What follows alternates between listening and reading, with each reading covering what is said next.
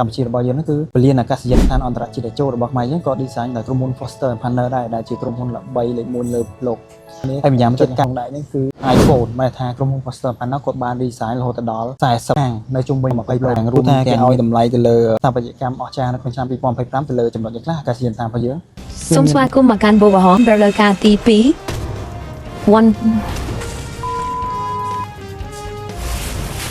សូមស្វាគមន៍មកកាន់បូកក្រហម1 2រដូវកាលទី2តើក្រុមហ៊ុន Foster Partner ជាអ្នកណា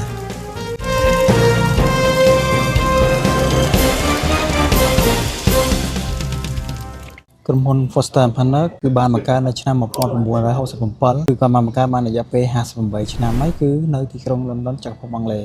ហើយសួរថាក្រុមហ៊ុននេះបង្កើតរហូតដល់58ឆ្នាំអញ្ចឹងចុះអ្នកបង្កើតហ្នឹងតើមានអាយុប្រហែលហើយអ្នកបង្កើតក្រុមហ៊ុន Foster Partner គឺលោក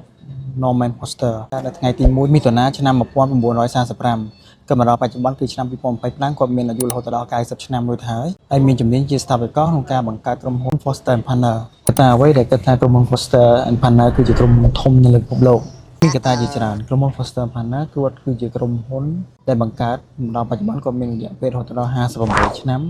គម្រោងដែលគាត់ទទួលបានគឺរហូតដល់455គម្រោង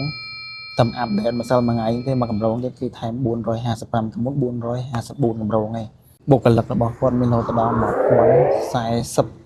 នាក់ណាជំនាញដែលគាត់បានផ្ដោតទៅលើទី1ទៅតជាមួយនឹងស្ថាបត្យកម្មទី2ការរចនាទៅតមួយអាកាសធាតុនិងនិរន្តរភាពទី3លើផ្នែកវិស្វកម្មទី4ការរចនាឧស្សាហកម្មទី5ការតុបតែងលម្អអគារខាងក្នុងទី6បច្ចេកវិទ្យានិងការស្រាវជ្រាវទី7ការរៀបចំក្រុងការរៀបចំក្រុងមិនមែនឲ្យចេះតែរៀបងាយទេដោយសារតែការរៀបចំក្រុងគឺគិតទៅដល់អនាគតវែងឆ្ងាយរបស់ទីក្រុងទាំងមូលរយៈពេល50ឆ្នាំ100ឆ្នាំទៅមុខទៀតគឺគ្មានបញ្ហាបែរថាគ្មានការកកស្ទះការរស់នៅគ្មានភាពច្របូកច្របល់លំហូរប្រព័ន្ធទឹកប្រព័ន្ធភ្លើងមានការអភិវឌ្ឍទៅតាមមូលដ្ឋាននៃការ state នីមួយៗទៅតាមតំបន់នីមួយច្រើនដូចនេះគឺគម្រោងរបស់គាត់មានរហូតដល់15ប្រភេទអញ្ចឹងខ្ញុំសូមលើកត្រួសតទៅជាមួយគម្រោងទី1នេះគឺអាកាសចរគឺអាកាសយានដ្ឋានមានតទៅដូចជាសាលារៀនមន្ទីរពេទ្យរោងចក្រការិយាល័យចំណងលំនៅឋានពិសេសមួយទៀតគឺតទៅជាមួយនឹងហាងហើយជាមួយនឹងកីឡាដ្ឋានហាងសួរថាហាងគេហាងលក់បាយជើងមែនគឺលក់របស់ដែលបងប្អូនអរគ្នាកំពុងតែចុចនៅក្នុងដៃនេះគឺ iPhone មកថាក្រុមហ៊ុន Foster Partner គាត់បាន design រហូតដល់40ហាងនៅជុំវិញពិភពលោករួមទាំងមាននៅសហរដ្ឋអាមេរិកប្រទេសចិនសិង្ហបុរីកាណាដាជាដើមរីឯកីឡាដ្ឋានមួយទៀតដែលចាប់អារម្មណ៍មួយទៀតដែលខ្ញុំមើលហើយជាអស្ចារ្យនោះគឺជឿថាបងប្អូននៅក្នុងប្រទេសកម្ពុជាយើងប្រកាសជាស្គាល់គឺក្រុមមួយដែលល្បីខ្ញុំនៅទូរហូតដល់ឥឡូវខ្ញុំធំហើយគឺក្រុម Manchester United ហៅថា3ខ្សែក្រហម Manchester United ហ្នឹងគាត់ក៏បានរចនាដែរតាក់ទងជាមួយនឹង training room ពោសនៅភូកីឡាដ្ឋានថ្មីក្នុងនោះ Foster Partner ក៏គាត់បាន design លើជាពិភពសល់នៅក្នុងនឹងបន្ថែមទៀតតែបច្ចុប្បន្នកំពុងតែស្ថិតក្នុងការវិភាគថាការសាងសង់នៅពេលណាការិយាល័យរបស់ Foster Partner មានរហូតដល់18កន្លែងនៅជុំវិញពិភពលោកស្របជាចំនួនប្រទេសគឺ7ប្រទេស7មានដូចជាប្រទេសចិនអាមេរិកចិនឌូបៃសិង្ហបុរីជាដើមពានរង្វាន់ដែលគាត់ធ្លាប់ទទួលបានគេហៅថាពានរង្វាន់ Nobel ស្ថាបត្យកម្មនៅតាំងពីឆ្នាំ1999ហើយជាស្ដេចនេះទទួលបានមុនសាឌីទៀតសាឌីតែទទួលបានឆ្នាំ2004អញ្ចឹងក្រុមហ៊ុន Foster ហ្នឹងគឺគាត់3មុនសាឌីទៀតហើយសួរថាពានរង្វាន់ Nobel តំណាងគេរង្វាន់ Nobel ហ្នឹងថាតំណាងថាគ្រួសារមួយឈ្មោះ Pritzker ហ្នឹងគឺគាត់លើកឡើងថាគឺជាការដឹងគុណនិងការតបស្នងចំពោះស្ថាបត្យករដែលមានគុណតម្លៃថាការសិក្សាជាមួយនឹងការចក្ខុវិស័យរបស់ស្ថាបត្យករពីទេវសាចក្ខុវិស័យយ៉ាងសកម្មមានភាពយូរអង្វែងនិរន្តរភាពចំពោះមនុស្សជាតិនិងបរិស្ថានបើថាការកាត់គូពីបរិស្ថានកុំឲ្យធ្វើ design មិនការប្រើប្រាស់មិនកុំឲ្យប៉ះពាល់ដល់បរិស្ថានអញ្ចឹងទៅហើយសួរថាការប្រើ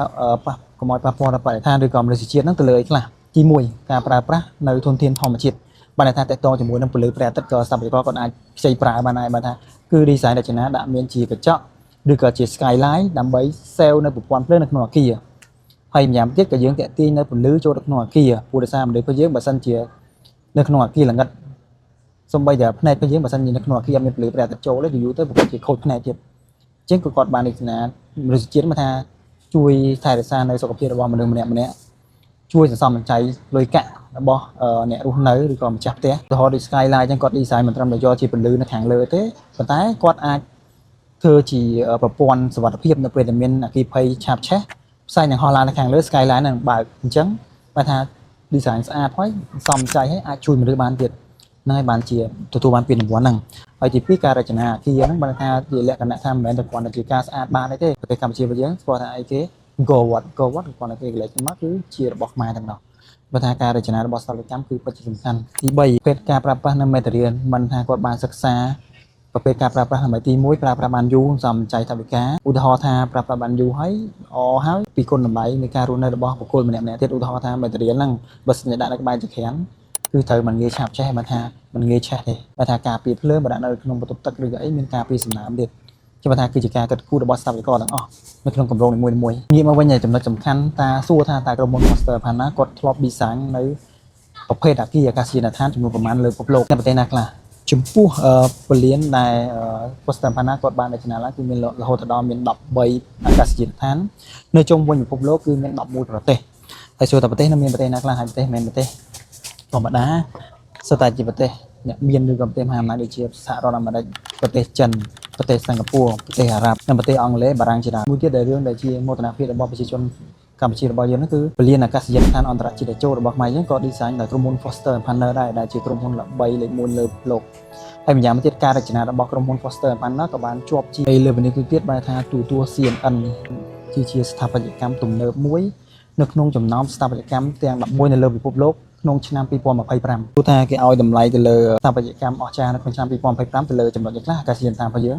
គឺមាន3ចំណុចទី1រាល់ការ design របស់ Foster Panna គាត់បានសិក្សាទាក់ទងជាមួយនឹងប្រពៃណីរបស់ប្រទេសនីមួយៗ